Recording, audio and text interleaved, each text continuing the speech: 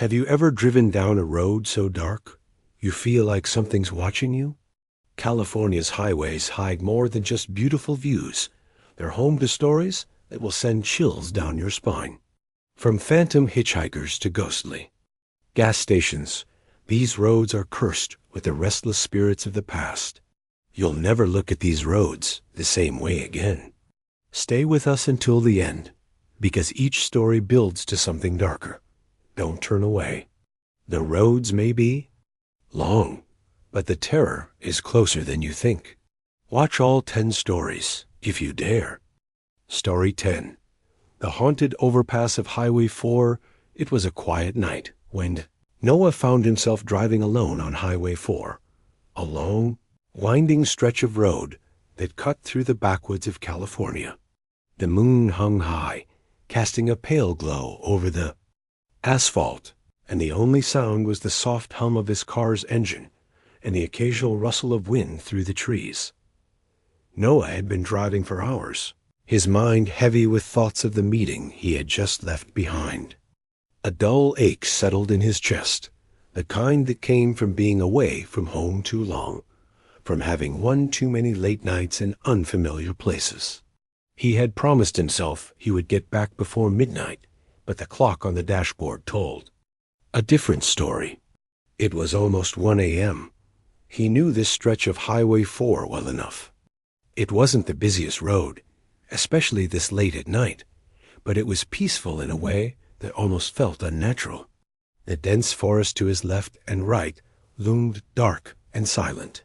He glanced at his GPS, which showed a shortcut that would get him home quicker, an old overpass near a forgotten part of the highway. It wasn't on many maps, but Noah had taken it before. He didn't think much of it. Just a quicker route. He pulled off onto the ramp and made the turn, his headlights slicing through the darkness. The road was narrow, barely wide enough for 2 cars to pass, and the trees leaned in on either side, their twisted branches like skeletal hands. It was a place few would choose to drive alone at night. The overpass appeared before him, an old concrete structure with rusted rails and cracks running across it like veins on an ancient, dying creature. The surrounding area was overgrown with weeds, and the pavement beneath his tires had a rough, cracked texture as if time itself had forgotten about this place. Noah slowed the car, his headlights illuminating the crumbling stone of the overpass. He paused for a moment, considering turning back, but something in the pit of his stomach told him he had already gone too far to turn around. Maybe it was the quiet, the absolute stillness of the night, or maybe it was the feeling that something unseen was waiting for him. With a resigned sigh, Noah pressed the gas pedal, driving slowly under the overpass. As he passed beneath the structure, he glanced up at the eerie shadows cast by the rusted beams, and that's when he saw it. A figure standing at the far end of the overpass, near the guardrails. The figure was tall, dressed in a dark coat, and its face was obscured by the shadows. Noah's breath caught in his throat. He thought it was a trick of the light, his tired eyes playing games with him. But then the figure moved. It was no trick. Noah's heart raced, his hands tightening around the steering wheel. The figure stepped into the middle of the road, blocking his path. He slammed on the brakes, the car screeching to a halt just inches from the figure. He could see the figure clearly now, standing motionless, its head tilted slightly, as if studying him. "What the hell?" Noah muttered under his breath. The figure didn't move, didn't speak. It simply stood there, its presence unnerving in a way that made Noah's skin crawl. He reached for the horn, but before he could press it, the figure finally shifted. Slowly, almost impossibly slowly, it raised its arm and pointed toward the other side of the overpass. Noah followed its gesture, but there was nothing there, just the dark, empty road stretching off into the distance. His grip on the steering wheel tightened further, his mind racing. Should he back up? Drive around the figure? But something inside him told him not to. The feeling that this was something he couldn't escape no matter how much he tried, was sinking in. He couldn't explain why, but his instincts screamed that leaving now would be a mistake. "Hey!" Noah shouted, though his voice sounded small and distant. "What do you want?" The figure didn't respond. Instead, it slowly lowered its arm and began to walk toward him. Noah's breath caught in his throat. There was something unnatural about its movements, too stiff, too deliberate. He couldn't take his eyes off it. It was as if the figure wasn't entirely human, as if it was trapped in some endless loop, walking through this world and yet not really part of it. His foot slammed the gas pedal. The car jerked forward, and in a panic he sped off, not daring to look back. The figure was gone, vanished into the night. Noah's heart pounded in his chest as he sped away, his breath coming in quick bursts. He tried to calm himself. It was just a person, maybe some weirdo out here at this hour. He couldn't explain why he felt so unsettled, but he told himself to shake it off. There was no way he was going to let his mind wander to irrational thoughts. But as he passed through the overpass, the strangest thing happened. The car's lights flickered, the engine sputtered, and then, for a split second, everything went completely dark. He slammed the brakes, heart pounding. The lights blinked back on just as suddenly, revealing the same overpass in front of him, unchanged. But something was different now. The feeling of unease deepened, a weight settling on his chest. The air felt thicker, heavier, as if the very atmosphere around him had shifted. He checked the GPS. He had only driven a few miles since passing the overpass. It was supposed to be a shortcut, but now it felt like he had been driving for hours. The road seemed endless, and yet he was sure he hadn't taken any turns. Noah's stomach churned.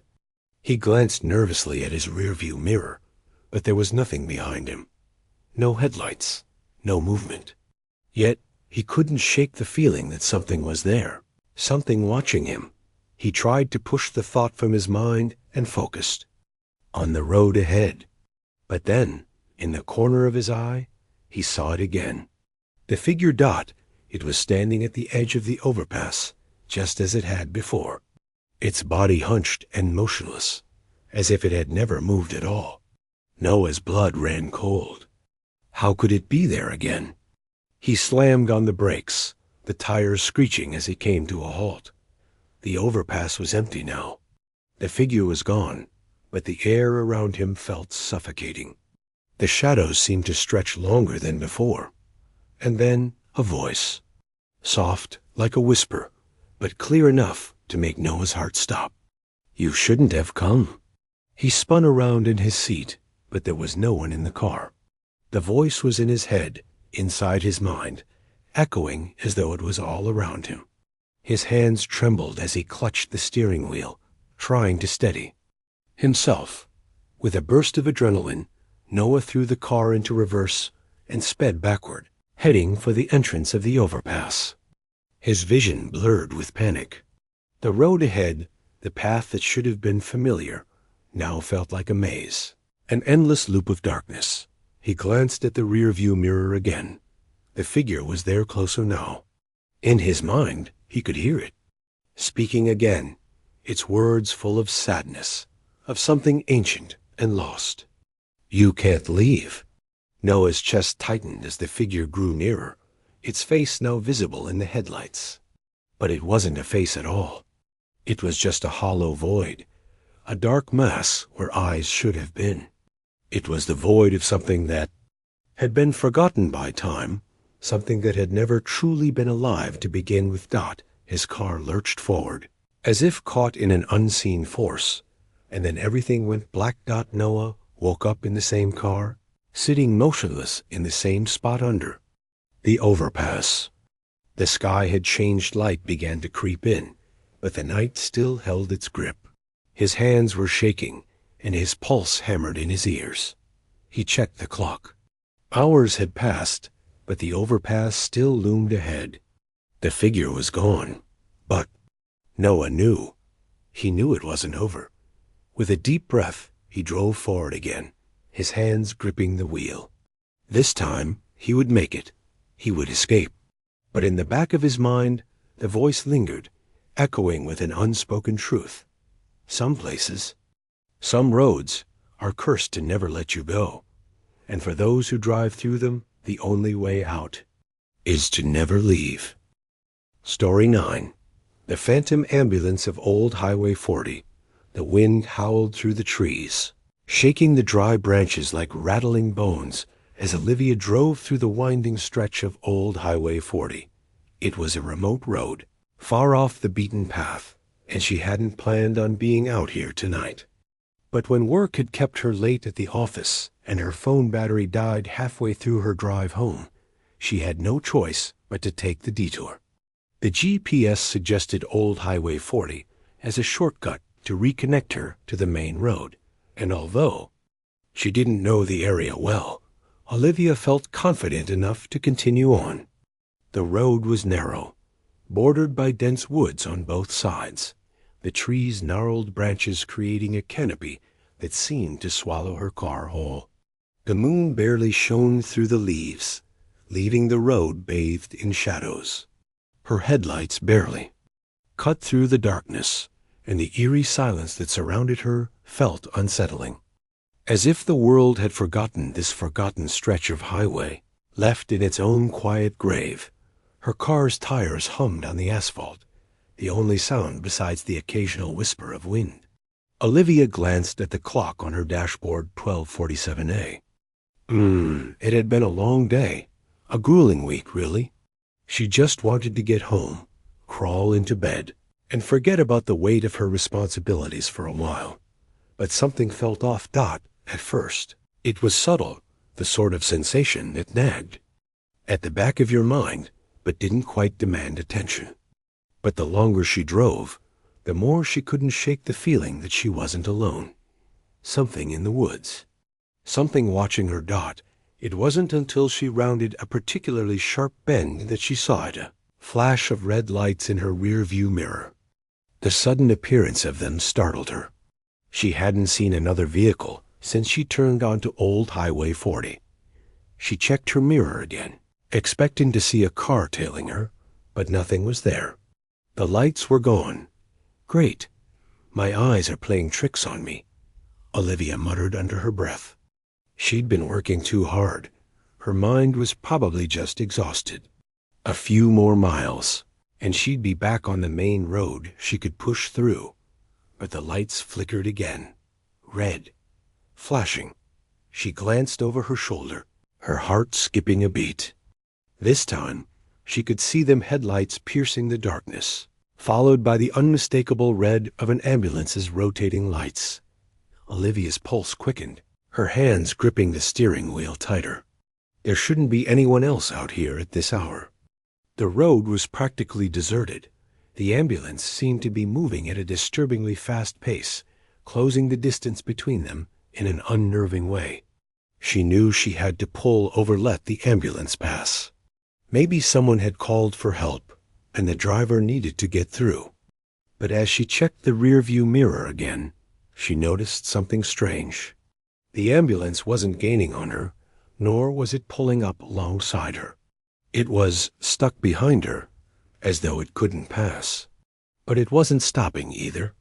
Confused and a little unnerved, Olivia pressed the accelerator.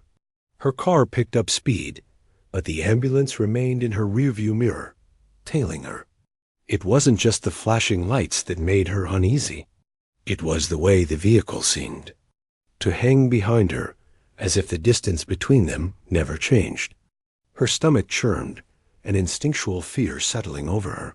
She tried to focus, rationalizing the situation. Maybe the ambulance is just stuck in traffic, she thought, though that explanation didn't feel right. The road was nearly empty, and there was no one ahead of her. She tried shaking the feeling off, telling herself that her nerves were getting the best of her. But when the ambulance suddenly honked its horn a deep, echoing sound that vibrated through her chest, Olivia's heart nearly leaped out of her throat. She nearly swerved the car off the road. There was something wrong, very wrong, She didn't know why, but a deep sense of dread settled in. In her panic, she pushed the gas pedal to the floor, hoping the car would respond faster. The engine roared in protest, but the lights of the ambulance remained in her rear view, as though they were growing closer by the second. A terrifying thought crossed her mind. What if something's wrong with the ambulance?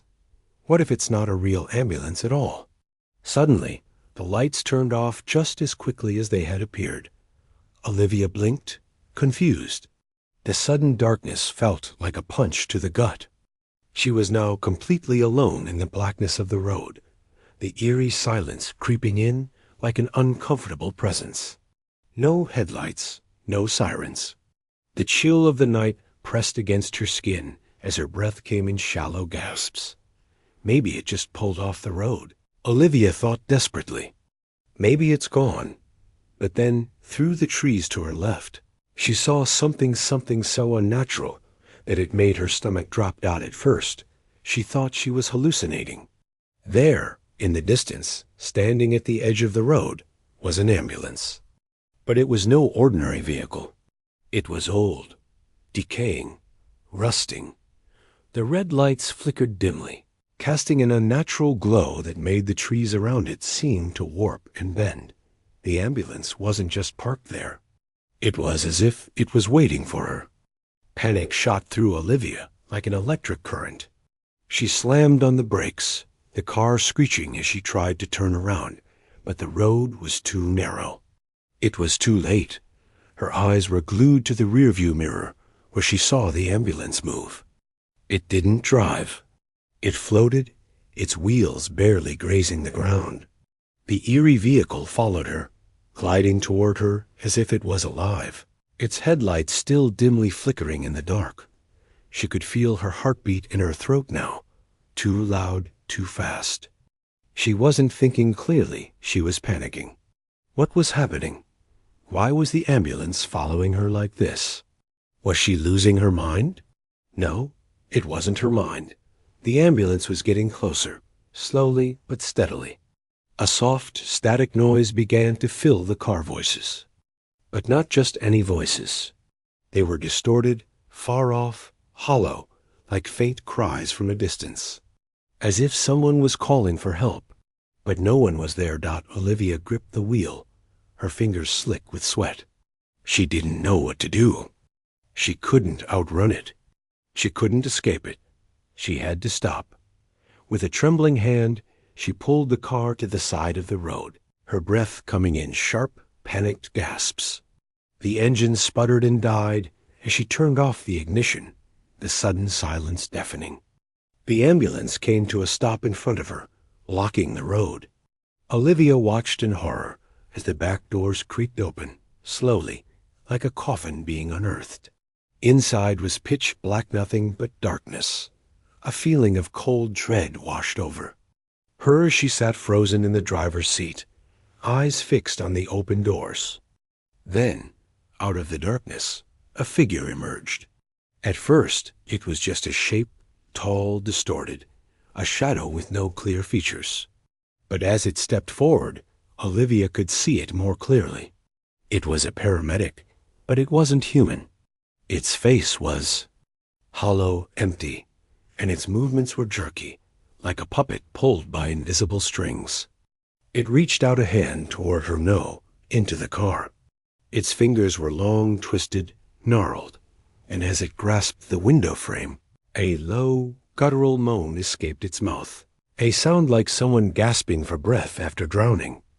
Olivia's chest tightened. She knew she couldn't stay here. The air was thick with the smell of decay, a mixture of rotting flesh and burnt rubber. She had to get away. She had to get out of here before it was too late. Without thinking, she threw the car into reverse and floored the gas pedal. The tires squealed as she shot backward, barely avoiding crashing into a tree. The ambulance lingered in the rear view, a shadow in the darkness, watching her. It wasn't chasing her. It wasn't moving at all. But Olivia knew it was waiting. She glanced frantically at the road ahead.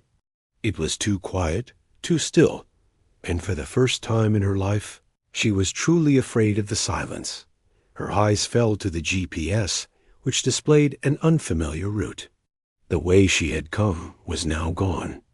The road had changed, twisted, like it was leading her into another dimension. And then the voice came again. It was soft, like a whisper through the static, but unmistakable. You shouldn't have come. Olivia's heart stopped. She turned the wheel frantically, trying to find any sign of familiarity. She drove for what felt like hours, but the world around her remained dark and distorted. The road stretched endlessly before her, no end in sight. When she finally saw the glow of lights ahead, real headlights, from an oncoming car, she felt a wave of relief. She honked the horn, desperate, signaling the other driver to pull over. But as the car came closer, she saw the driver's face, and it was her face. Frozen, she couldn't move. The car sped past her, and her figure faded into the night. It was as though she had seen a ghost. The road ahead was now empty, and Olivia realized, too late, that she wasn't driving toward home anymore. She was driving toward something far darker. Story 8. The demonic truck of Route 66. The sky was streaked with deep oranges and reds as the sun dipped below the horizon, leaving behind a vast expanse of desert. For most people, the thought of Route 66 conjured images of nostalgic Americano long. Road trips, old diners, and the spirit of adventure. But for Mia, tonight was different. Tonight, Route 66 was just a lonely, desolate stretch of asphalt that she had to drive through to get back to the city. Mia had been on the road for hours, her only company the occasional hum of the tires against the cracked pavement. Her car's headlights cut through the growing darkness, casting long shadows on either side of the road. It had been a long day, and the tiredness in her body pressed against her like a weight. She had to make it to Flagstaff before the night was over. She just had to dot. As she rounded a bend in the road, she caught a glimpse of something in the rearview mirror. At first, she thought it was just another car coming up behind her. But when she checked again, the headlights of the approaching vehicle seemed to be moving far too quickly for a car. She felt a shiver run down her spine as she glanced over her shoulder, seeing only a distant set of headlights on the dark horizon. Must be a truck, Mia muttered to herself, trying to calm the growing unease gnawing at her chest. The road was empty, and the headlights were still too far away to make out anything clearly. But the sense of being watched didn't leave her. She tightened her grip on the steering wheel, her fingers cold with sweat. Something about this stretch of the highway felt off, unnervingly quiet, like the world had paused to hold its breath. Minutes passed, and the headlights grew closer. But it wasn't until Mia heard the deep rumbling sound of an engine in her rear-view mirror that she realized something was terribly wrong. The sound wasn't the kind you'd expect from a truck at all. It was low, almost mechanical, like the growl of a beast in the distance. As the headlights grew brighter, Mia began to speed up, instinctively pushing the accelerator to the floor. But the truck, if it was a truck, matched her speed, drawing closer and closer. Panic bloomed in her chest. She glanced into the rearview mirror again, but what she saw made her breath catch in her throat. It wasn't a truck at all. The shape was wrong, distorted. The headlights were blindingly bright, and the outline of the vehicle seemed to twist and writhe in the darkness, as though it was not quite solid. The long shadows it cast on the road ahead seemed unnatural, stretching and snapping in odd directions. Mia's heart began to pound. She floored the gas pedal, but no matter how fast she went, the vehicle was gaining on her. The dark shape loomed closer with terrifying speed. She couldn't breathe. The low rumble of the engine intensified, now sounding like a growl that reverberated in her chest. The truck, or whatever it was right behind her now, nearly close enough to touch. Mia's hands shook on the steering wheel, her knuckles white. She risked another glance in the mirror, but this time the headlights seemed to shimmer and vanish, only to reappear, now blinding her completely. She slammed her foot on the brake, but the car slid forward, unable to stop in time. And then, in the next instant, it was gone. The headlights disappeared. The rumbling noise ceased. The road was silent again, and Mia was left in the oppressive darkness. Her breath came in quick, shallow bursts, and her mind raced to make sense of what had just happened. She pulled the car over to the side of the road, the engine idling loudly in the stillness. Her eyes darted nervously from the rearview mirror to the dark stretch of highway. Ahead of her dot, she told herself it was just her imagination. There was no truck. There was nothing behind her. The isolation of the desert was playing tricks on her. The only thing that mattered was getting back on the road. But before she could even start the car again, she heard it. A faint noise, too far away to make out clearly at first dot. It was a horn deep and throaty, like a truck's air horn, but the sound was distant, echoing through the empty night air. Mia's body tensed. The truck was back. She turned the key in the ignition, desperate to get moving again. The engine sputtered and groaned, but didn't start. Panic flooded her chest. She tried again. Nothing. Come on, she whispered, as her hands frantically twisted the key in the ignition. The rumble of the engine returned, sputtering and dying as her grip tightened in frustration. The horn blared again, louder this time, closer. Mia froze. She felt it before she saw it, a weight, pressing down on her as though the very air around her was thickening. She glanced in the rearview mirror and saw the shape again, only this time it was much closer. The headlights were blinding, and she could barely make out the dark silhouette of the vehicle. The truck was massive, looming over her like a monstrous shadow. The engine's growl rattled her bones. She screamed and yanked the wheel to the left, slamming her foot down on the accelerator.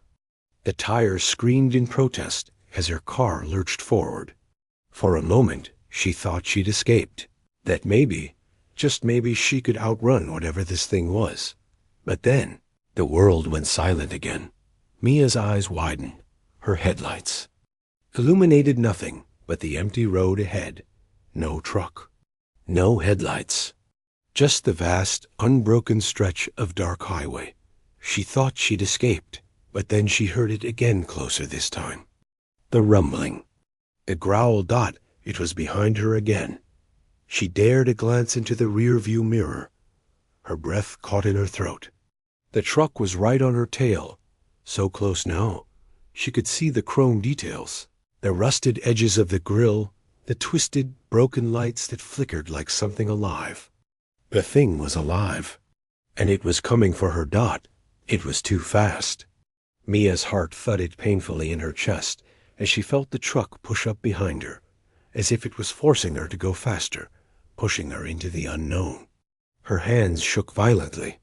As she clutched the wheel, her breath shallow and quick, the horn blared again, this time deafening. It wasn't just the truck's horn. It was something else, something more guttural, more monstrous. And then, through the noise, Mia heard a voice.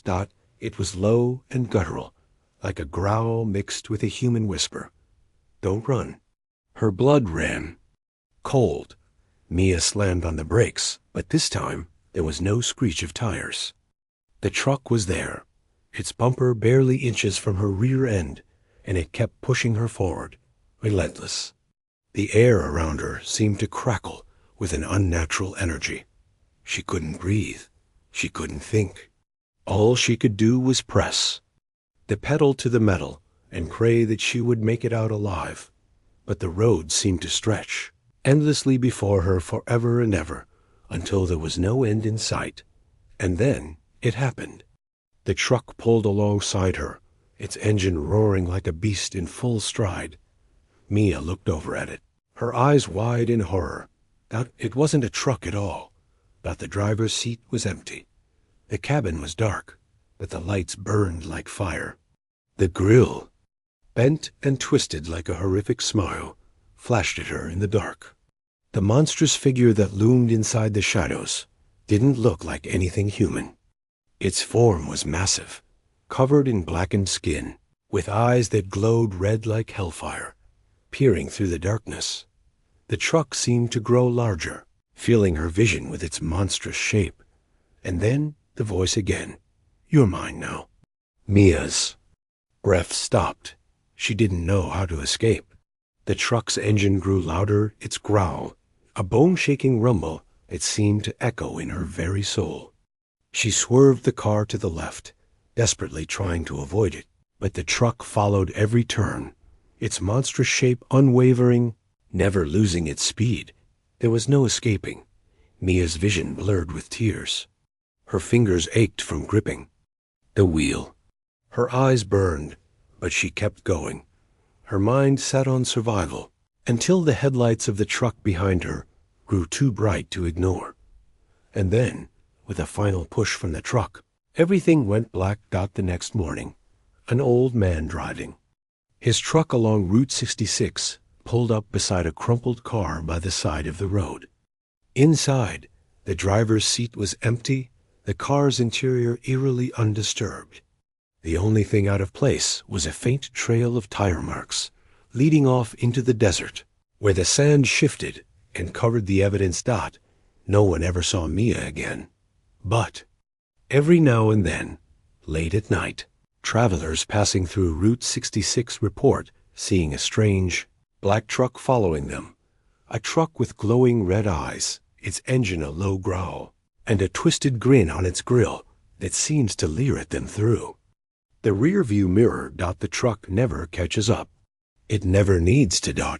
Just waits. Story 7. The death caller of Highway 49.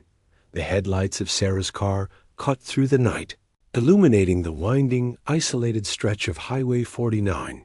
She had been driving for hours, her eyes heavy with exhaustion, her mind miles away from where she was. It had been a long day, one that had started at sunrise, and now, well past midnight, was finally nearing its end. She had hoped to make the drive to Sacramento in a few short hours, but after her car had broken down and she had spent nearly an hour waiting for a tow truck, time was no longer on her side. She had considered pulling over to sleep for a while, but she knew she wouldn't be able to sleep well in the car. The air was thick with unease, and the dark, empty road ahead felt like it was swallowing her whole. The last thing she wanted was to wake up to find someone or something watching her. At least on the road, she could keep moving. Sarah pressed her foot down harder on the accelerator, trying to stay awake. The road stretched endlessly before her, the occasional flicker of her headlights catching on the twisted branches of trees that lined the highway. There were no other cars, no other signs of life.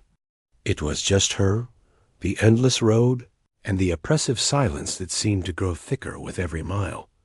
The radio, once filled with static, suddenly crackled to life. Sarah's breath hitched as she twisted the dial, hoping to find something that wasn't just white noise. Then, an unfamiliar voice came through the speakers, low and steady. Sarah. Her hand froze on the dial, her heart skipping a beat. It wasn't a recording. This voice was real. Her name. It had called her by name. "Who is this?" "Sarah," asked aloud, her voice shaky, but there was no answer. Only a brief pause, then, "Sarah ... You're almost there." A chill ran through her. Her eyes darted nervously to the rearview mirror, but there was nothing behind her. The road remained empty, just as it had been since she turned onto Highway 49. "Who's there?" she repeated, her heart hammering in her chest. The voice came again, slower this time, as if savoring every word. "You've been on this road before, haven't you, Sarah?" The air in the car felt colder now, the silence stretching for too long before the voice came again, this time accompanied by the faint sound of a cough, or perhaps a wheeze. The blood drained from Sarah's face. "How did It know her name? She fumbled with the radio, twisting the dial in desperation, trying to turn off the eerie voice. But no matter how much she turned, the voice persisted, growing louder in the static. "You're not alone, Sarah." She slammed her foot down on the brakes, but the car didn't slow. The headlights flickered, casting shadows across the empty road. Her heart was racing now. She glanced in the rearview mirror again, expecting to see headlights approaching. But the road behind her was still empty. The voice continued. "I see you. I've been waiting." Her breath came in short, panicked bursts. This couldn't be real. It couldn't be happening, but it was. She pressed her foot down on the accelerator. Again, speeding up in an attempt to outrun whatever this was. The night seemed to close in around her, the road growing darker with every passing second. The headlights of her car became weak against the vast expanse of shadow that stretched before her. She could feel something closing in, something far, darker than the night itself. She glanced at the rearview mirror once more, and that's when she saw it.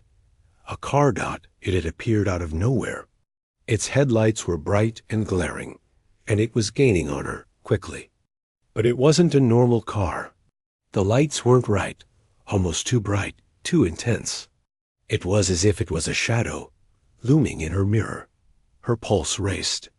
She didn't want to look again, but she couldn't help herself. The car was too close. Now, too close. There was no way she could outrun it. "Who is this?" she shouted, her voice trembling as she swerved the wheel to avoid the oncoming car. But there was no car. The road was still empty, the headlights gone, and yet the voice came.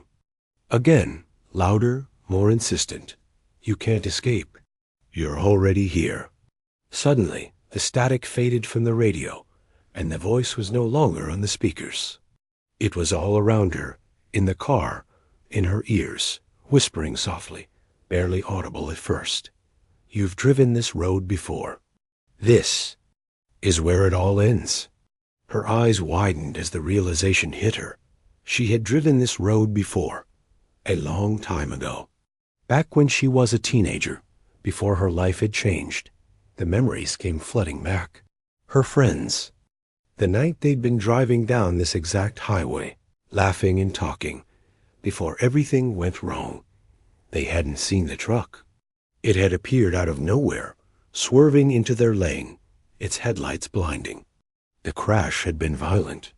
Sarah had been thrown from the car, and when she woke up, the road had been empty. Her friends gone. She had left the scene that night, not daring to look back. She had never come back to Highway 49 until now. The voice spoke again, softer this time, but its words cut deep. "You didn't look back that night. You left them.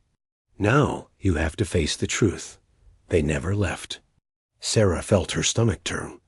She had never told anyone what had happened that night. She had never told anyone about the strange sensation she had as she lay on the pavement, watching the headlights of the truck disappear into the distance. She had been sure, at that moment, that something was wrong. But she had told herself it was just the adrenaline, the fear. It wasn't until the ambulance arrived and took her away that she realized she had left her. Friends behind. Tears filled her eyes as she gripped the steering wheel tightly, trying to push the memories out of her mind. But the voice wouldn't. Stop. It was in her head now, echoing like a haunting melody, telling her things she didn't want to hear. "You should have stayed, Sarah. You should have stayed." She wiped the tears from her eyes, trying to focus. She had to get out of here. She had to escape. But the road ahead seemed to stretch on forever. The darkness pressed in, suffocating her. The road seemed to curve in impossible directions, twisting in on itself, trapping her in a loop. The voice spoke again, more menacing now. "You thought you could run. But you're still here, still running from the truth." Sarah's hands were shaking. She glanced at the rearview mirror, and this time she saw someone sitting in the back seat, Dot, her breath caught in her throat, Dot in the reflection. She saw the pale, lifeless face of her best friend from that night, the one who had been sitting next to her in the car when the crash happened. Her eyes were wide open, unblinking, and her mouth was stretched into a thin, twisted smile. Sarah slammed on the brakes, her heart pounding in her chest. She whipped her head around, but there was nothing in the back seat. It was empty, her vision blurred. She tried to focus, tried to shake off the hallucination, but the voice continued. They're all still with you, Sarah. You can't outrun it. You can't outrun them. Tears streamed down Sarah's face as she pressed her foot to the gas, speeding up, the road blurring in front of her. She had to make it out. She had to a screech of tires, a crash dot, and then silence dot when Sarah finally came to. She was no longer in the car. The world around her was completely still.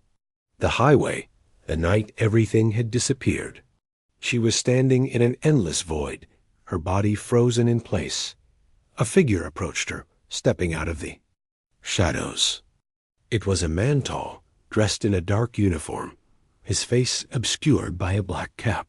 His voice was low and cold. You shouldn't have come back.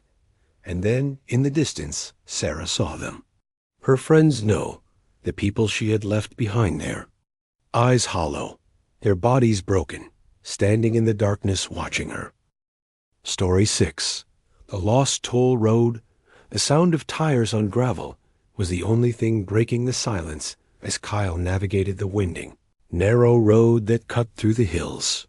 He had been driving for what felt like hours, and the landscape outside his window had barely changed. He should have reached the main highway by now, but instead, he found himself on a stretch of road he didn't remember. It was late, nearly 2 a.m., and the last few miles had been eerie, the kind of emptiness that made your skin crawl, even when you were in the comfort of your own car. Kyle had never been much of a road trip person, but he was visiting his brother in a small town off the beaten path. The drive had been longer than expected, and now he was just trying to get home before the night stretched any further into early morning. The car's headlights cut through the darkness, the only indication of the road ahead. He glanced at his GPS again. It was still showing the same route, although the map seemed off. Some of the road names were missing, and the usual landmarks had disappeared. Kyle shrugged it off. Maybe it was a glitch. After all, the GPS wasn't always reliable in these rural areas. Then he saw it, a faded sign, barely visible in the low beam of his headlights. It read, "Toll road ahead." Kyle's brow furrowed. He hadn't seen a toll road on the map, but curiosity got the best of him. He wasn't in a rush to get home. He had been on the road long enough to appreciate a brief pause. He decided to take the toll road and see if it would cut down the travel time. Besides, he hadn't seen another car for miles, and he could use the change of scenery. The narrow road stretched into a dark tunnel of trees as he crossed under an overpass, the sound of his tires echoing against the cold concrete. The atmosphere grew thicker as the trees arched overhead, blocking out most of the night sky. The road seemed to narrow, and the faint hum of his car's engine was the only sound left. It felt like he had entered a world of his own. As Kyle drove further down the toll road, the fog rolled in thick and heavy, blanketing the surroundings. The headlights of his car barely pierced the mist.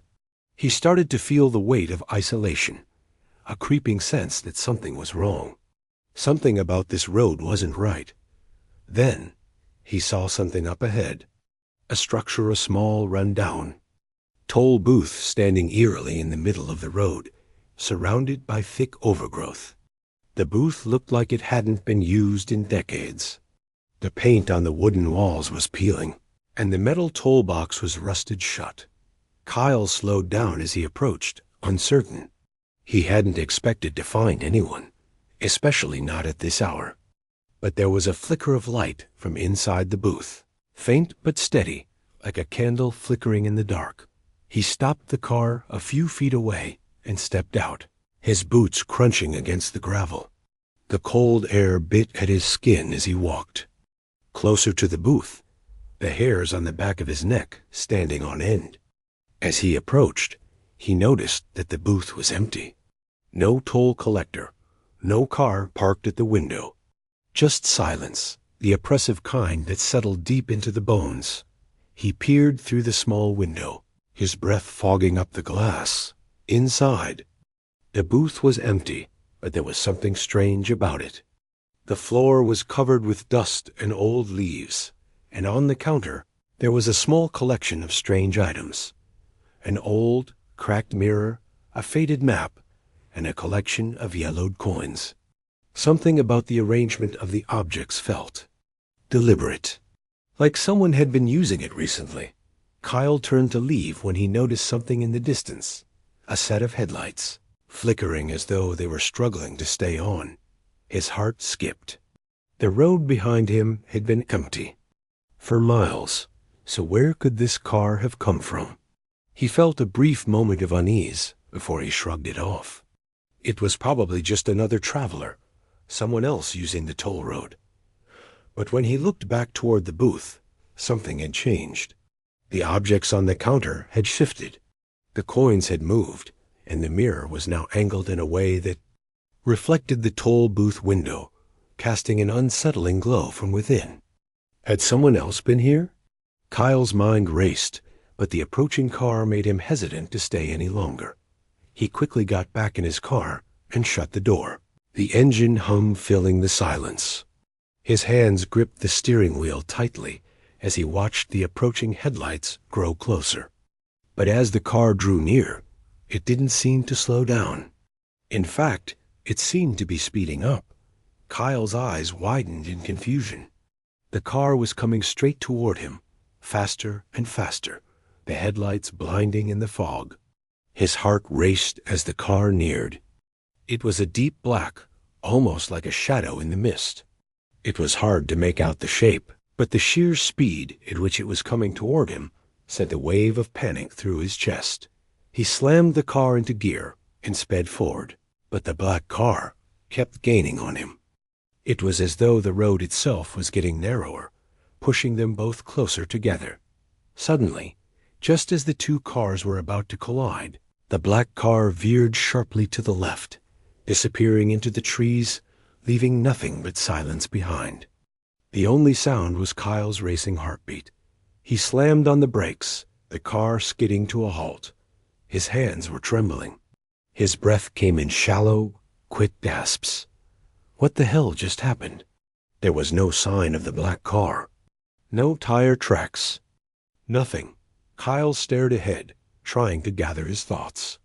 He glanced at the rearview mirror, half expecting the black car to be right behind him, but there was nothing. Maybe it was just a trick of the fog, he thought. Maybe it was a hallucination. But something didn't feel right. The road ahead still seemed endless, cloaked in fog. He tried to turn the car around, but the road behind him looked unfamiliar different than when he had first come through. He felt a strange sense of dread wash over him, a sinking feeling that the road had shifted in some way. Or maybe it was him who had changed. He looked down at his GPS again, but the screen was now blank, static flickering across it. Kyle cursed under his breath. He tried turning it off and on, but nothing worked. The empty road before him seemed to stretch out forever, the mist swallowing the road ahead. As he hesitated, trying to figure out his next move, the radio crackled to life. The voice that came through wasn't one he recognized. "Do you know where you are?" Kyle's heart skipped a beat.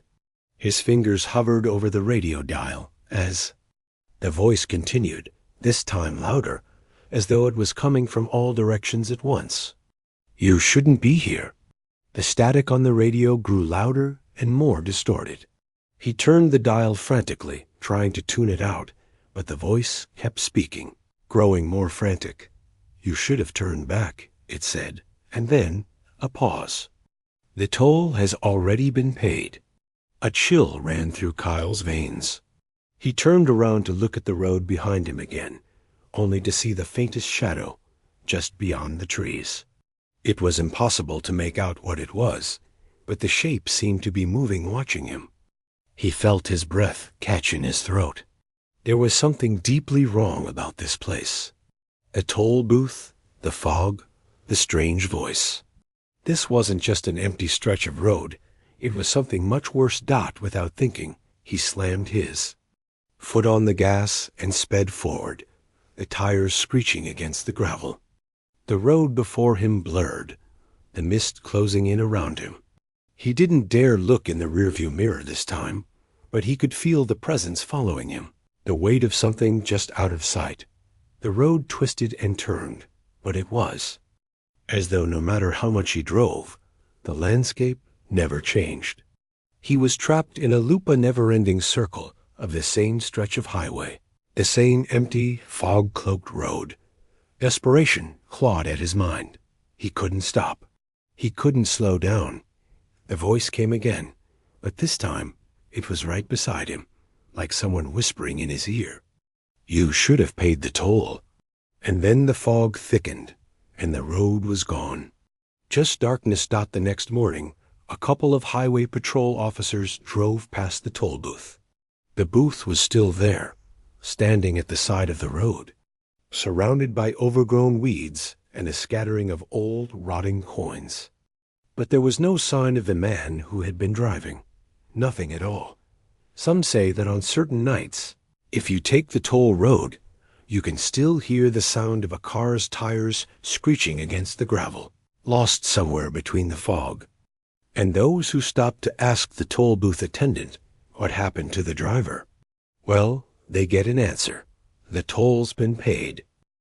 Story 5. The Whistler on the Pacific Coast Highway. It was the kind of night where the world felt small. The Pacific Coast Highway stretched on for miles, and Lily had the road all to herself.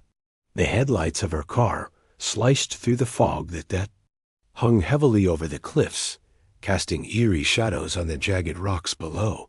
The ocean was nothing more than a dark, shifting mass beside her, but she could hear its presence, a constant low roar that reminded her of something vast and ancient. As the ocean swelled and broke against the shoreline, Lily felt the weight of isolation press down on her chest. She had always enjoyed driving, but tonight something felt different. Maybe it was the late hour, the darkness closing in, or perhaps it was the fact that she was alone. Lily had taken this route countless times before, but tonight she felt a presence just outside her vision, something lurking in the periphery of her awareness. Her fingers tapped nervously on the steering wheel, a rhythm born from the tension that had built in her chest over the last few miles. The Pacific Coast Highway was known for its winding curves and stunning views, but at night it had an eerie reputation, a reputation that Lily hadn't fully appreciated until now. There were tales, stories people whispered about this road, strange sounds, people who disappeared without a trace, and the unsettling fact that no matter how many times you drove it, you always felt like you were being watched. As Lily passed through a particularly sharp curve, her headlights caught a figure in the distance. It was a man, standing off to the side of the road, dressed in dark clothes. Lily slowed down instinctively, her heart skipping a beat. She was alone, and it was late. Picking up a hitchhiker wasn't exactly the best idea, but something about the man made her hesitate. There was an odd stillness to him. He didn't seem to be waiting for a ride. He just stood there, staring at her car. For a moment, Lily thought about driving past, but something in her gut made her stop. Her car idled to a halt a few feet away from him, and she cracked the window, just enough to speak. "Hey, are you okay?" she asked, her voice a mix of concern and caution. The man didn't respond at first. He just stood there, his face hidden in shadow beneath the brim of his cap. Lily couldn't make out his features, but there was something unsettling about the way he stood perfectly still, like he was waiting for something or someone. "Do you need help?" she asked again, more urgently this time. "I'm heading into town. I can give you a ride if you need it." Finally, he turned his head slowly, his eyes locking with hers. They were dark, far darker than they should have been in the dim light of her headlights. The corners of his lips twitched upward, in the barest of smiles, but it didn't reach his eyes. He didn't say anything, just stared at her. Lily's heart raced, a primal instinct kicking in. She knew she should drive away, but for some reason she couldn't bring herself to leave. There was something compelling about him, something that made her feel like she should help him. But then the whistle came, a soft, distant sound, so quiet at first that Lily thought it was just the wind. But as the seconds ticked by, the whistle grew louder, clearer, almost like a tune, a haunting melody that seemed to come from nowhere and everywhere. It was coming from the man, but his lips never moved. His eyes stayed locked on hers. UNBL It was a low, eerie sound that carried through the air like a chill. Lily could feel it in her bones, something ancient and cold, like a forgotten lullaby sung by the wind. The melody stirred something deep inside her, a sense of foreboding that she couldn't shake. She shuddered. "Who are you?" she asked, her voice trembling now. "What do you want?" The whistle continued, but the man still didn't speak. It was as if the air itself was vibrating with the sound. Every breath she took felt heavier, weighed down by the strange, haunting whistle.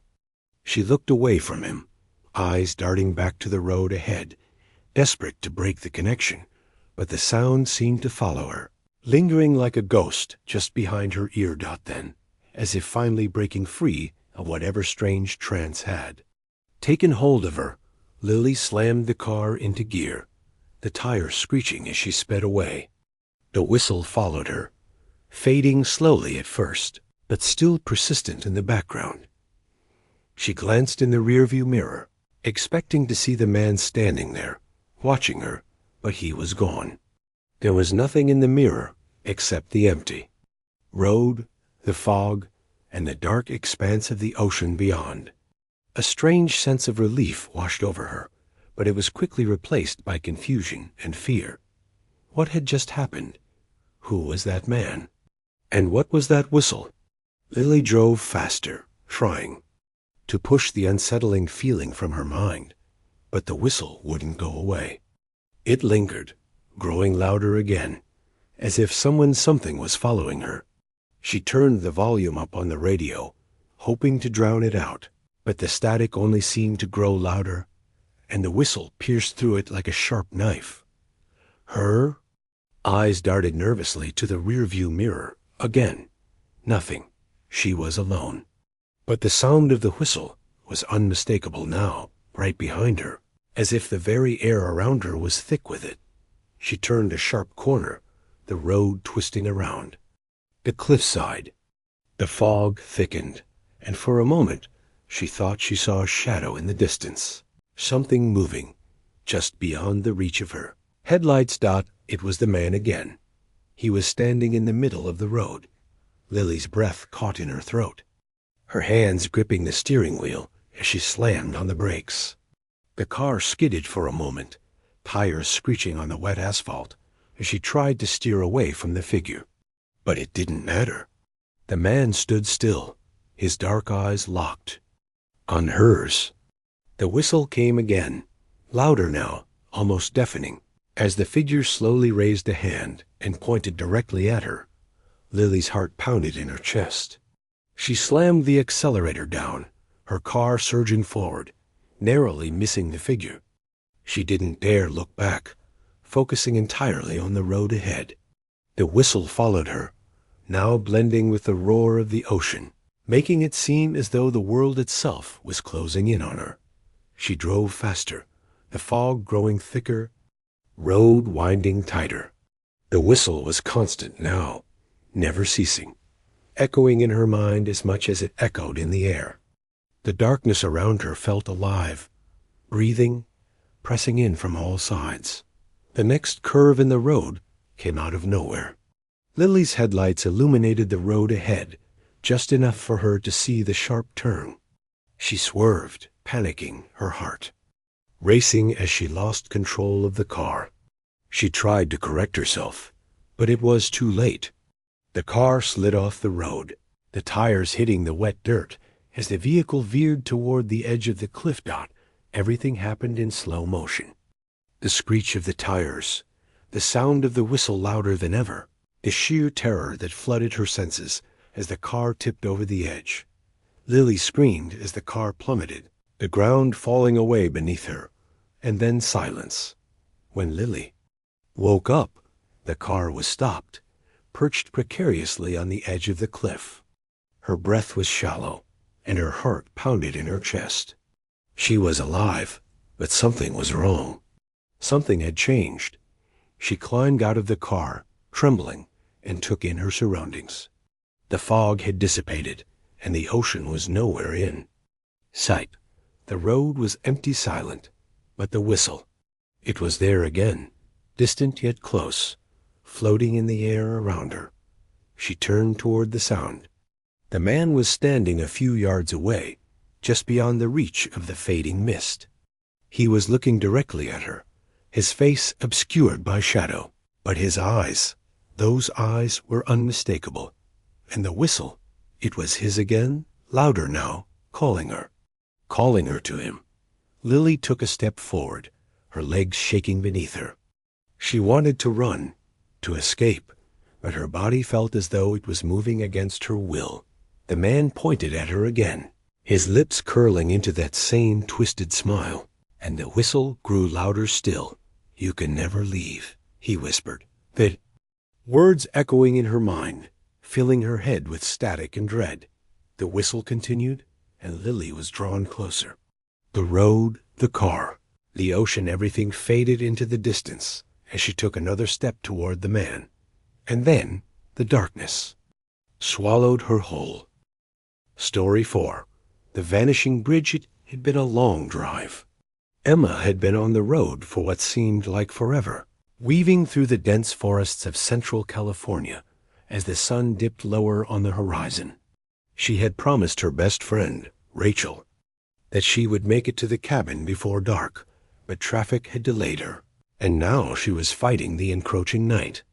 The air outside the car was thick with the scent of pine and damp earth, and the winding road, old and forgotten by most, was narrow and unfamiliar. Emma had never traveled this way before, but her GPS had assured her was the fastest route. As the last hints of sunlight faded behind the horizon, the night took over, and the car's headlights were the only light in the surrounding wilderness. She checked her watch. 8:45 p.m. Still plenty of time to reach the cabin before Rachel would start worrying. But the deepening fog and the isolation of the road were making her uneasy. The trees loomed tall on either side, their skeletal branches reaching toward the sky like long fingers. Emma sighed and shook off the unease. Focus on the road, she reminded herself. You're almost there.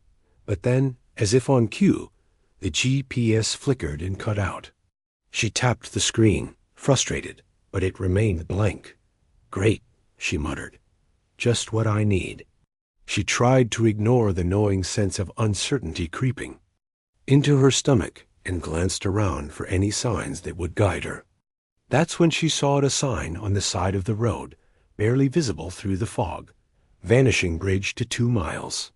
Emma frowned. She had never heard of such a place.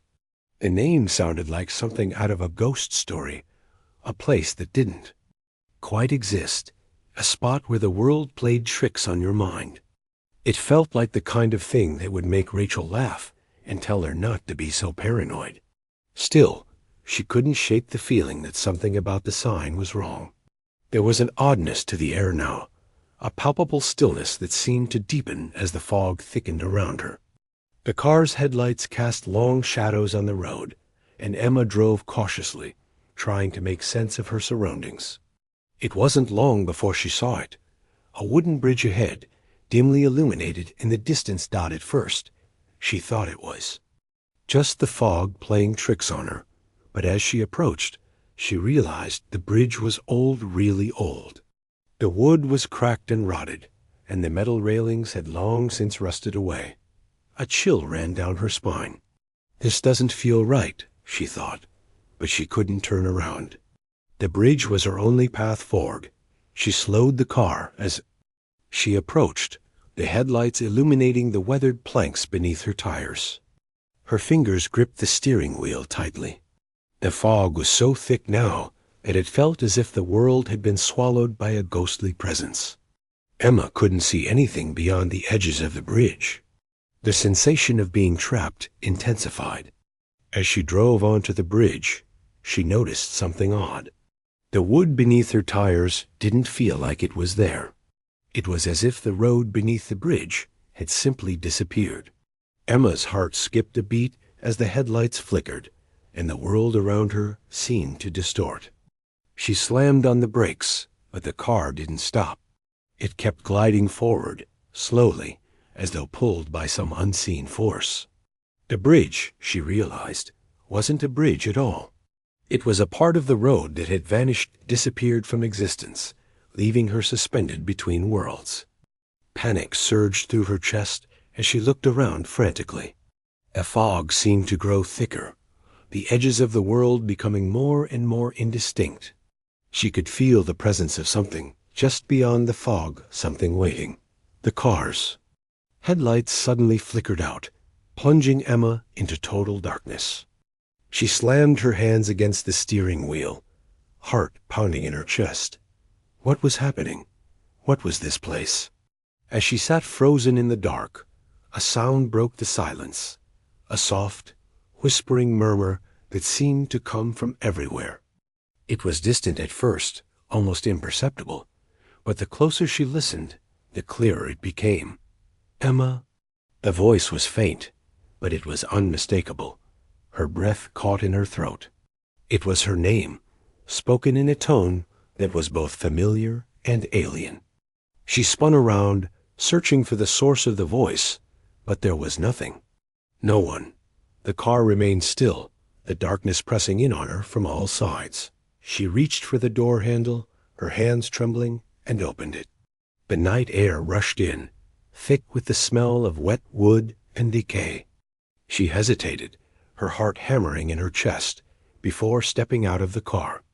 The bridge stretched out before her like a hollow skeleton, the broken wood creaking beneath her feet. The fog swallowed her steps as she walked toward the edge of the bridge, drawn forward by an unseen force. The whispering voice came again, clearer this time. You shouldn't have crossed. The words seemed to wrap around her, filling her mind. She stopped at the edge of the bridge, peering into the darkness below. There was nothing but fog and emptiness, an abyss that stretched into infinity. Suddenly, a figure emerged from the mist. It was blurry at first, the outline shifting like smoke, but slowly it began to solidify. A man. No, not a man. A shadow. He was tall, his features obscured, but his presence was undeniable. He stood at the edge of the bridge, staring at her, motionless. The voice spoke again, but this time it wasn't a whisper. It was loud, booming, as if coming from the figure itself.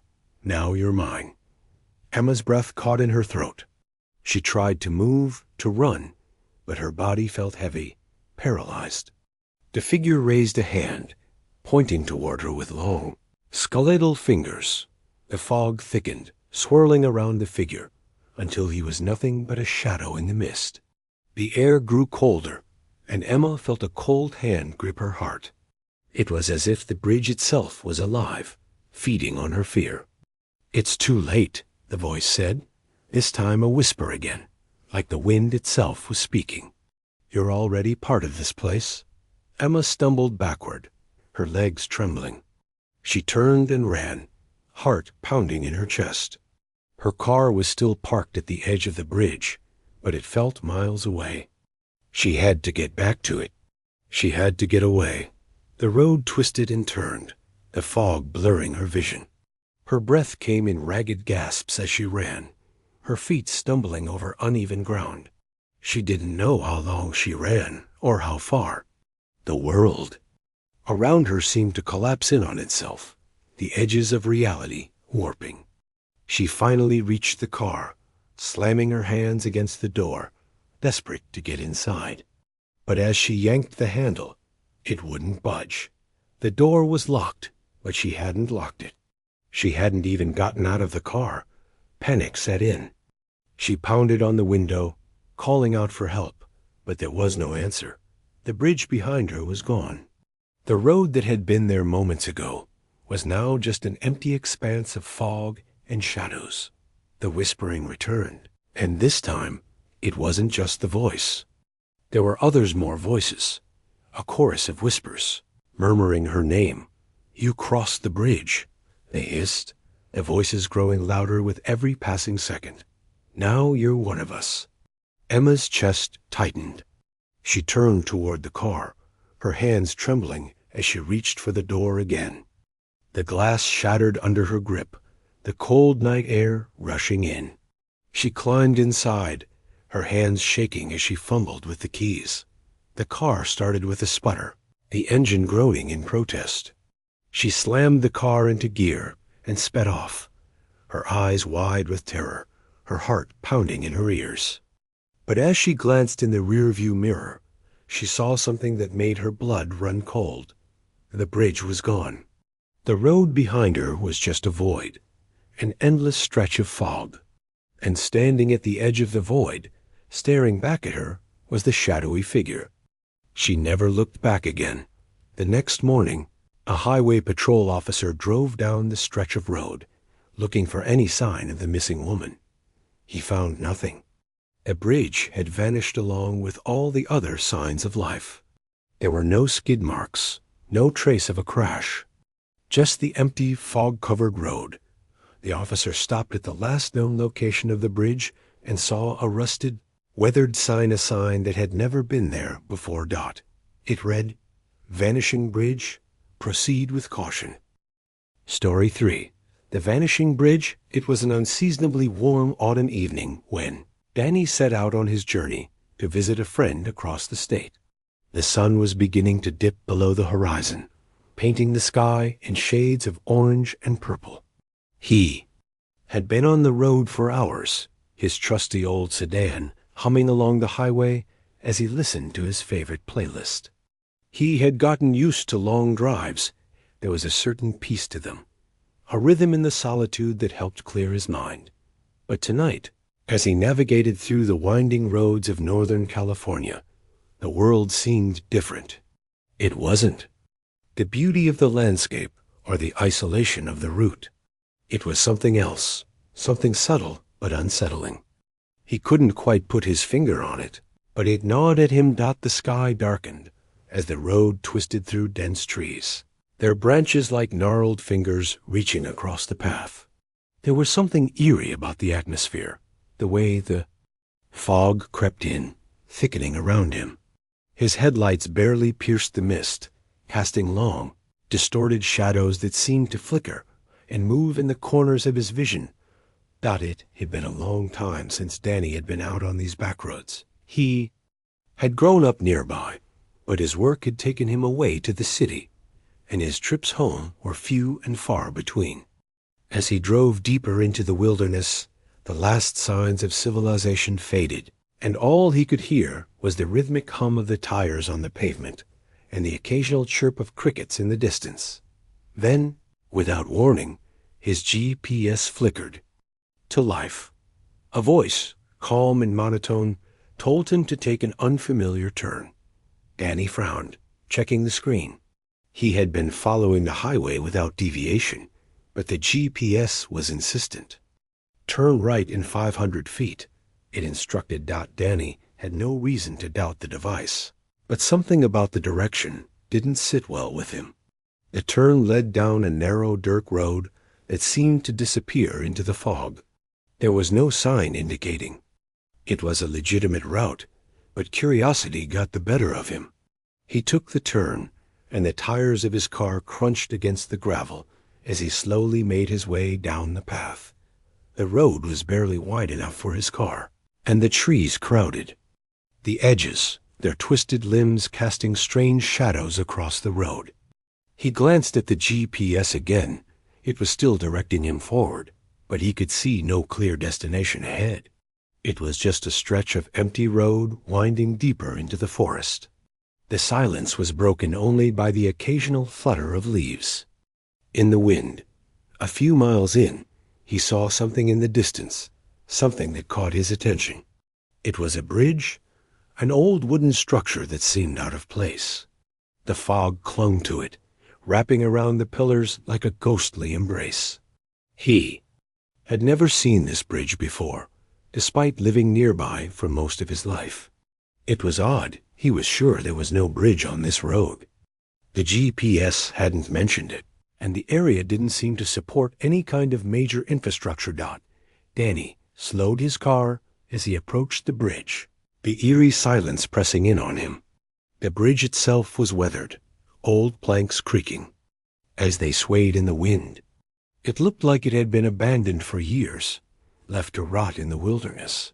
The wood was splintered, and the metal railings were rusted, barely hanging on Dot. As he inched closer, Danny's unease grew. There was something deeply unsettling about the bridge, something about the way it seemed to draw him in, as though it was waiting for him. He checked his watch. It was nearing midnight. The fog was so thick now that he could barely see the other side of the bridge. He hesitated. It wasn't the smartest idea to cross such a dilapidated bridge in the dark, but there was no other route. He couldn't just turn around. He had no idea where he was anymore, and the GPS was still directing him forward. He drove onto the bridge, the tires bumping against the worn wooden planks. The air grew heavier, the fog clinging to the car like a suffocating blanket. The headlights of his car illuminated the path ahead, but the light seemed to dissolve into the mist, swallowed by the dense air. Halfway across the bridge, his car jolted, the wheels scraping against something beneath the wood. Danny slammed on the brakes, the screech of the tires deafening in the silence. He glanced nervously at the rearview mirror, but there was no sign of what he had hit. Only fog, and more fog. What the hell was that? His hands tightened around the steering wheel. He needed to keep moving, but a deep sense of dread washed over him. He looked ahead, but the other side of the bridge was completely obscured by fog.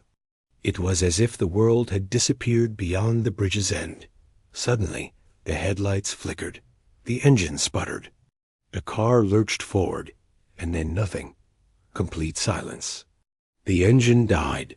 Danny cursed under his breath, his heart racing. He tried the ignition again, but the car refused to start. The fog seemed to close in around him, and the darkness beyond the bridge felt like a black hole. Panic set in. He was stranded in the middle of nowhere, with no phone signal, and no way to get out. The whispers began. At first, he thought it was just the wind, the rustling of the trees surrounding the bridge. But then the whispers grew louder, and they didn't sound like the wind at all. They were voices, low and faint, carried on the breeze. Help! The voice was distant, pleading. Don't! Another voice echoed, deeper, more insistent. Danny's stomach turned. He turned the key in the ignition again, his hands shaking, but the car refused to start. The whispers continued, growing louder, more urgent. Then the voice spoke clearly, directly into his mind, as if someone was standing right next to him. You shouldn't have crossed. Danny's blood ran cold. He had to get out of there. He had to leave. He fumbled with the door handle, throwing it open and stumbling out of the car. The chill in the air hit him like a slap in the face. The fog swirled around him, thick and suffocating, but he couldn't shake the feeling that something was watching him. The whispers continued. They weren't coming from the trees. They weren't coming from anywhere he could see. It was as if they were coming from the very air around him, drifting on the fog. You're trapped now. Danny's heart pounded as he looked around, his breath coming in ragged gasps. There was no one here. There was no one at all. He was completely alone, stranded on this bridge with nothing but the whispers and the thickening fog. He looked behind him, hoping to see the road he had come down, but there was nothing, no path, no car. The road had disappeared, swallowed by the fog. There was only the bridge and the endless void beyond. Suddenly, the whispers stopped. The silence was absolute. But then, out of the corner of his eye, he saw it. A figure, standing at the far end of the bridge. Danny froze. It was a man, standing motionless in the fog, his silhouette barely visible against the dim light of the bridge. The figure didn't move, didn't speak. He just stood there, facing Danny, his posture unnaturally still. For a moment, Danny thought he had imagined it, that the fog and the strange voices had driven him mad. But then the man stepped forward, moving slowly, his face still hidden by the mist. Danny's legs shook. He took a step back, his instincts screaming at him to run. But something about the figure held him in place. The man's movements were strange, deliberate, like he was gliding over the ground rather than walking. And then the man spoke, his voice a rasp, low and guttural. "You should never have come. This bridge is not meant for the living." The words sent a shock through Danny's body, and he turned to flee, but his legs wouldn't move. He was frozen in place, trapped by the figure's presence. The man stepped closer, his face still obscured by the fog, but now Danny could see his eyes dark, hollow, and empty, as if something ancient and forgotten stared back at him. The man's mouth twisted into a grin, stretching unnaturally wide. "You're not leaving, Danny." Suddenly, the fog thickened, and the bridge began to tremble beneath his feet. The wooden planks creaked, as though the bridge itself was coming alive. Danny felt the world shift beneath him, the ground buckling as if the bridge was opening up to swallow him whole. The last thing he saw before the darkness took him was the man's outstretched hand reaching toward him, the smile widening impossibly. Wide. The next morning, a highway patrol officer drove through the area, searching for any sign of the missing man. The bridge was still there, its wooden planks rotting and weathered. But there was no sign of Danny. No car, no footprints, just an empty, abandoned bridge. And perhaps most unsettling of all, no sign that the road had ever been there at all. Story 2. The creepy gas station on Route 395. The night was still, with only the hum of the car's engine breaking the silence as Emily drove along Route 395. She had been on the road for hours, and the landscape was starting to blur together in her mind. The endless stretches of desert had grown monotonous, and the sun had long since sunk behind the horizon. Emily had been driving in the dark for a while now, the only light coming from her headlights, slicing through the thickening darkness. Was on her way to visit her sister in Reno, a trip she had made countless times before, but this time felt different. She couldn't shake the feeling that something wasn't quite right. Maybe it was the isolation of the road, or maybe it was the overwhelming silence that seemed to press down on her. But something about the desert felt suffocating tonight. She checked her phone. No service. That was nothing new. There were plenty of dead zones out here. Her gas gauge was nearing empty, and Emily had been hoping for a gas station to appear soon. She hadn't seen a sign for one in miles, and she was starting to get anxious. Her eyes darted to the rearview mirror, half expecting to see another car tailing her. But the road behind her was empty, just the endless darkness stretching out. In the distance, as she rounded another bend in the road, her headlights illuminated something up ahead. At first, she thought it was a mirage, just a trick of the lights or the haze of the desert. But as she got closer, she realized it was a gas station, a small, dilapidated one, sitting alone in the middle of the empty stretch of Route 395. The flickering light of the sign cast an eerie glow, but it was a welcome sight. Emily sighed in relief.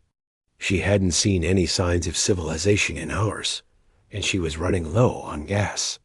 It was better to stop now than risk running out in the middle of nowhere. As she pulled into the gravel parking lot, she noticed that the gas station seemed off. It looked abandoned, the paint peeling from the walls, the windows dirty and cracked. But the light was on, and the pumps were functional, so she decided to get out and fill up.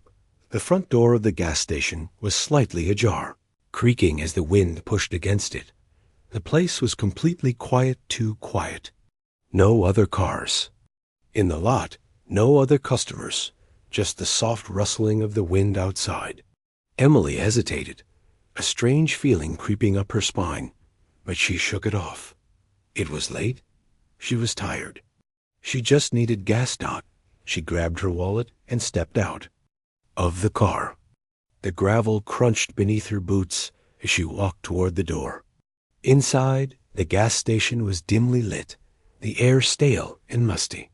The shelves were lined with dusty cans of soda and snacks, but they looked like they hadn't been touched in years. There was a counter at the back, but it was empty. Not a soul in sight. "Hello?" Emily called out, her voice echoing in the silence. No answer.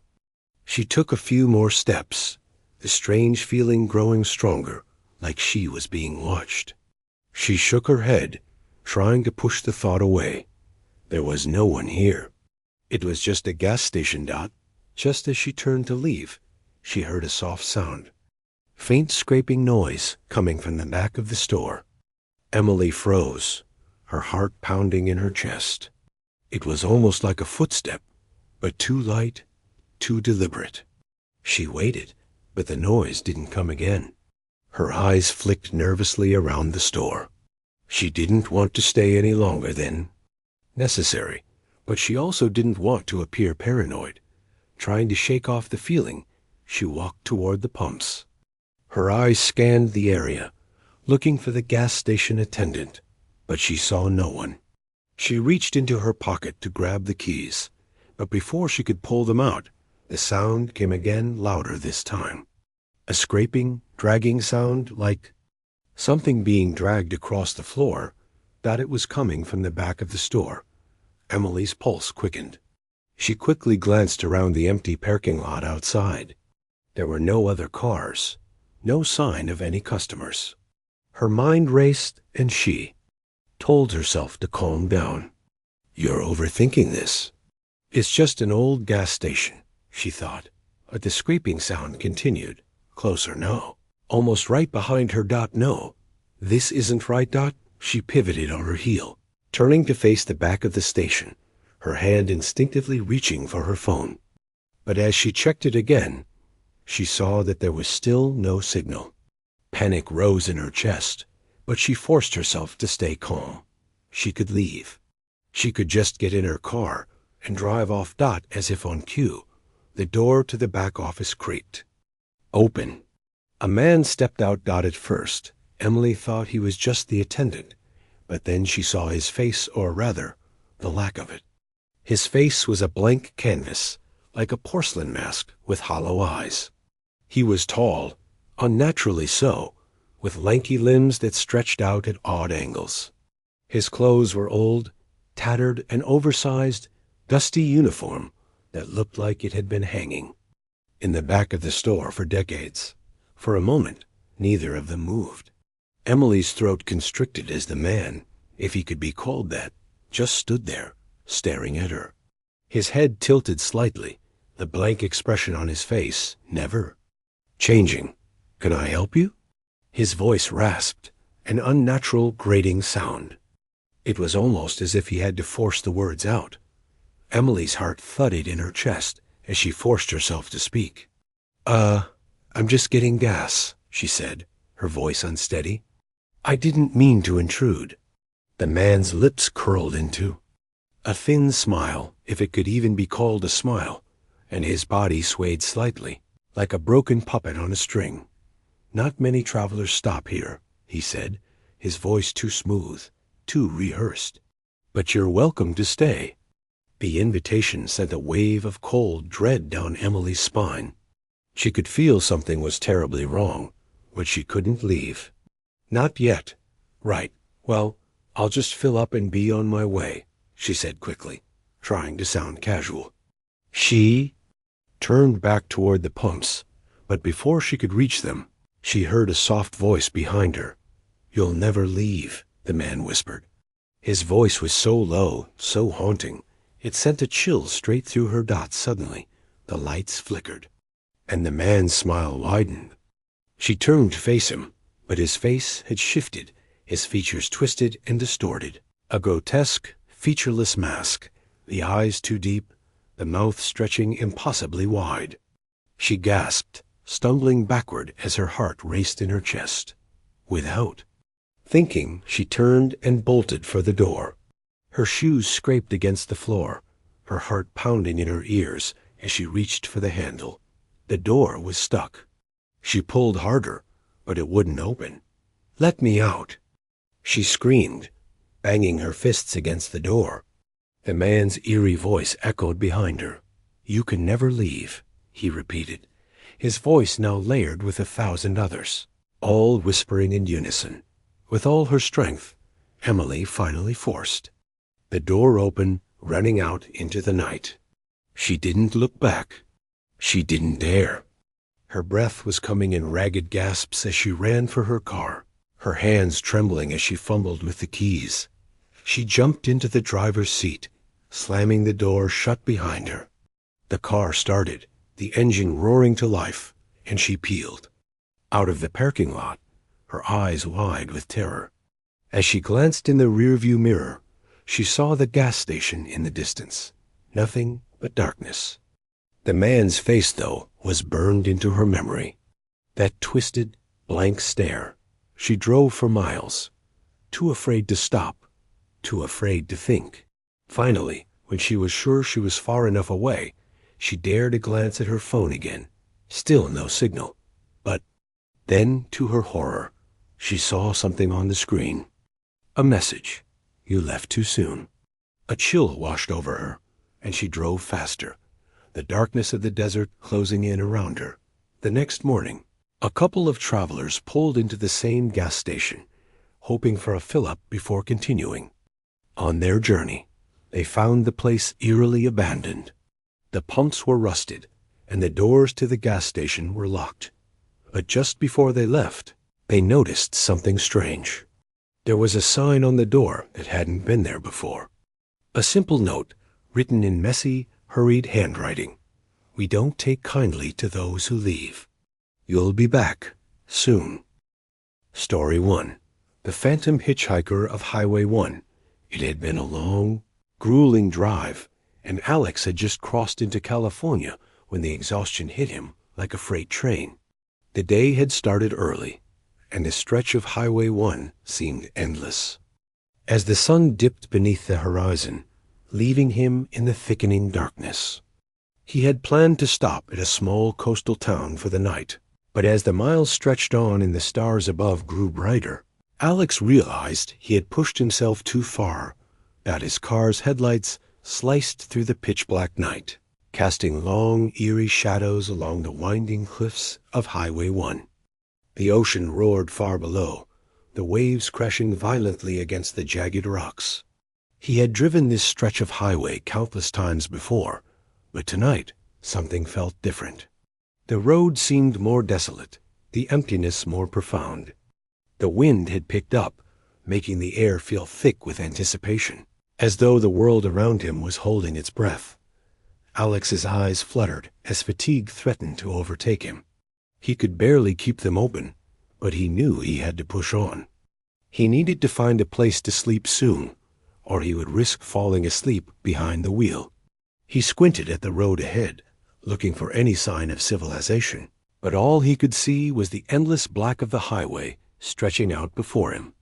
No cars, no lights, just the endless ocean and the jagged cliffs, disappearing into the night.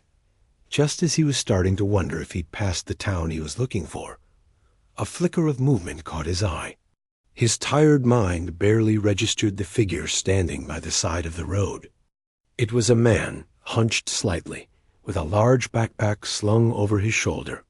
He was waving at Alex, his figure barely visible in the dim light of the car's headlights dot, At first, Alex hesitated. He had always been cautious about picking up hitchhikers, especially on long, remote stretches of road like this. But something about the man's gesture felt harmless. Maybe it was the fact that he was the first person Alex had seen in hours. Maybe it was the pleading look in his eyes, the kind of look that made Alex's chest tighten with empathy. Whatever the reason, he slowed the car and pulled over to the side of the road. The man approached the window slowly, his movements stiff and awkward. He was tall, with scruffy, unkempt hair and a long coat that looked like it had seen better days. His face was pale, almost ghostly in the dim light, and his eyes, Alex couldn't shake the feeling that they were too wide, too intense, locked onto his with an unsettling focus. "Hey, are you okay?" Alex asked, rolling down the window just a crack. The man didn't answer right away. He just stared at Alex, his eyes unblinking. Alex shifted uncomfortably in his seat, suddenly aware of how strange the whole situation was. The air felt heavier now, thick with an unspoken tension. I need a ride," the man finally said, his voice hoarse, like he hadn't spoken in days. Alex hesitated. He couldn't shake the feeling that something was off about the whole thing, but the man's desperate expression softened his resolve. Maybe it was the isolation of the road, or his own loneliness that made him want to help, but after a moment's pause, Alex unlocked the door. "Sure," Alex said. "Hop in." The man climbed into the passenger seat without a word, his movements stiff and mechanical. He didn't look at Alex as he settled into the seat, his hands clutching the backpack in his lap. Alex glanced at him briefly, trying to get a sense of who this guy was, but he couldn't shake the feeling that something was wrong. They drove in. Silence for a while, the only sound the soft hum of the engine and the occasional rustle of the man's jacket as he shifted in his seat. Alex glanced at him again, this time noticing the strange, almost ethereal quality to his presence. He was pale, far too pale for someone who had been out in the sun for any length of time, and there was something off about the way he held himself. His shoulders were hunched, his posture unnaturally stiff, as if he was avoiding some invisible weight pressing down on him. "You're not from around here, are you?" Alex asked, trying to make conversation. The man didn't answer at first. Then, after a long pause, he spoke in a low, gravelly voice. "No, just passing through. Heading to the city." Alex raised an eyebrow. He had been on this road enough times to know that the nearest city was hours away. "You sure you're going to make it all the way to the city tonight?" "It's a long way." The man's eyes flicked to Alex for the first time, the intensity of his gaze making Alex feel uneasy. "I'll be fine," he said softly, almost too softly. "I just need to get there." Alex didn't press further, sensing that the man wasn't interested in talking much. Instead, he focused on the road ahead, his eyes scanning the winding curves of Highway 1. The fog had thickened, obscuring his vision and making it difficult to see much beyond the headlights. The moon was barely visible behind the clouds, adding to the sense of isolation. It was when they came around a sharp bend in the road that Alex saw it. A sign barely visible in the fog that read, "Dead Man's Curve." He shuddered involuntarily. He knew this part of the road. It was notorious for accidents, especially at night when the fog made it nearly impossible to see anything. It was a sharp curve that could easily throw off even the most experienced driver's dot as he approached the curve. The man next to him shifted in his seat, his body tensing. "I know this road," the man said suddenly, his voice sharp, almost urgent. This is where it happened." Alex glanced at him. "What happened?" But the man didn't answer. Instead, he turned his gaze toward the road ahead, his expression unreadable. The car rounded the bend, and as it did, Alex's headlights illuminated something in the distance. He squinted, trying to make it out through the thickening fog. At first, he thought it was just a trick of the mist, but as they got closer, He saw it clearly. A car, abandoned on the side of the road. It was an old model, rusted and beaten, its windows shattered. The tires were flat, and the car appeared to have been there for years, untouched by time. Alex slowed the car as they passed, his eyes lingering on the strange sight. But then something caught his eye, a shadow, moving just behind the car. At first, he thought it was just another trick of the fog, but then the figure stepped out into the road, blocking their path. Alex slammed on the brakes, his heart racing as the car screeched to a halt just inches from the figure. The man sitting next to him didn't flinch. He didn't even blink. Alex's breath caught in his throat as he stared at the figure in front of him. It was a woman, dressed in a long white dress, her hair long and tangled, her face pale and gaunt. Her eyes were hollow, empty sockets that seemed to gaze right through him. "Jesus," Alex whispered, his hands shaking as he gripped the steering wheel. The woman didn't move. She just stood there, staring at them, her expression unreadable. The fog swirled around her, making her appear almost ghostly. "Is she?" Alex began, but before he could finish, the man next to him spoke. "Don't look away," he said in a low, urgent voice. "She follow you." Alex's heart pounded in his chest. His foot hovered over the gas pedal, unsure of what to do. The woman stood in front of them, motionless, her hollow eyes fixed on the car. Without warning, she turned and walked slowly toward the abandoned car, her feet barely touching the ground. As she moved, she seemed to fade into the fog, disappearing as if she had never been there at all. Alex blinked, stunned. He had no idea what he had just witnessed, but he knew one thing for sure. It wasn't normal. He quickly looked over at the man in the passenger seat. "What was that?" Alex asked, his voice trembling. The man didn't answer. Instead, he was staring out the window, his face pale, his eyes wide with terror. Then, in a voice barely above a whisper, he spoke. "You shouldn't have picked me up. Now we're both trapped." The words sent a chill down Alex's spine. He turned his head to look at the man, but he was gone. The seat beside him was empty. The car lurched forward, and Alex slammed on the brakes, his heart pounding. But there was no one there. Only the fog swirling in the distance and the empty road ahead. The man was gone, but the whispers. The whispers in the fog continued. Alex sat frozen in his car, the whispers in the fog growing louder, circling him like a storm. His mind raced, but the words of the man echoed in his ears. Now we're both trapped. The road before him stretched endlessly, the ghostly figures of the past now part of his reality. As the fog thickened, he realized there was no escape, at least not alone. Have you ever seen something you couldn't explain? Or met someone who wasn't quite there? Share your own chilling encounters in the comments. You never know who or what might be reading.